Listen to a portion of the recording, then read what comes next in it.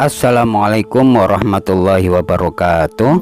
Bismillahirrahmanirrahim. Alhamdulillahirrabbilalamin. Wassalatu wassalamu ala asyrafil anbiya'i wal mursalin Sayyidina wa maulana Muhammadin wa ala alihi wa sahbihi ajma'in. Amma ba'd. Alhamdulillah, kita langsung saja meneruskan video yang kemarin. Video kemarin tentang sholat jamak takdim. Sekarang kita membahas tentang syarat-syarat sholat jamak takhir. Syarat-syarat sholat jamak takhir saya bacakan dulu. Faslun syurutu jam'i takhiri isnani niyatu takhir wa qad baqiya min waqtil ula ma yasa'uha wa dawamul udri ila tamamit tsaniyah. Yang artinya syarat-syarat sholat jamak takhir itu ada dua. Yang pertama yaitu niat jamak takhir pada waktu melakukan sholat yang pertama, dan waktunya masih cukup untuk mengerjakan sholat. Jadi yang pertama yaitu niat jamak takhir pada waktu melakukan sholat yang pertama. Jadi misalkan zuhur dengan asar. Zuhur dengan asar harus disertai dengan niat menjamak ya. Jadi niatnya usolli fardhol asri arba'a raka'atin majmu'an bidzuhri makmuman atau imaman lillahi ta'ala. Jadi harus disertai dengan niat atau menjamak sholat, menjamak sholat dengan jamak yang takhir, mengakhirkan ya.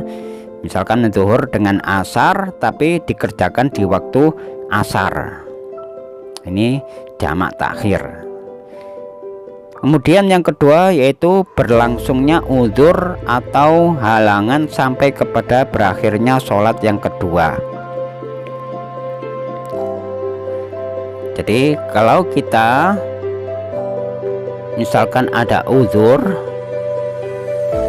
untuk melakukan sholat, misalkan sholat zuhur itu ada udzur dikarenakan ada misalkan musafir ya, atau hal-hal yang dapat menyebabkan kita lupa, misalkan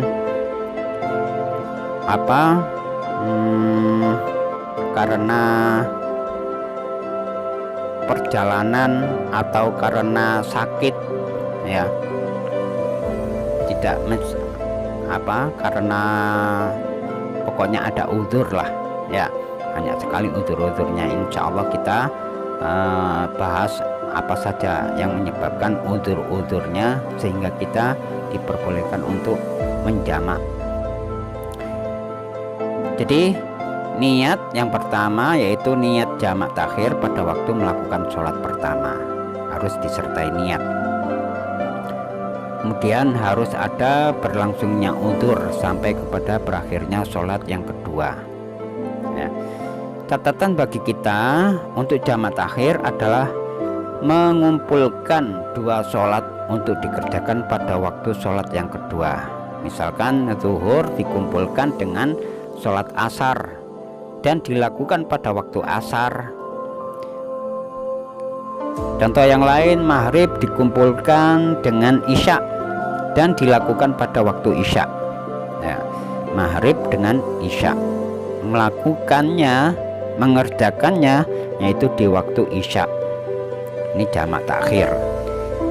Kemudian catatan yang kedua bagi kita yaitu niat jamak takhir harus dilakukan pada waktu zuhur dalam hal jamak antara zuhur dan asar, atau niat pada waktu maghrib dalam hal jamak antara maghrib dengan isya.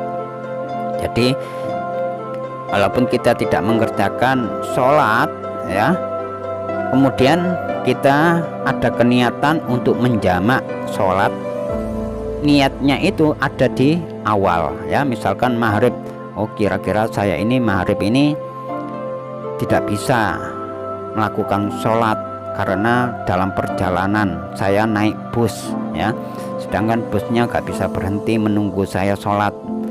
Nah, di waktu maghrib tadi kita ada keniatan untuk menjamak niat di dalam hati ya, niat untuk menjamak sholat maghrib dengan isya misalkan ya, atau niat menjamak sholat zuhur dengan asar, seperti itu ya.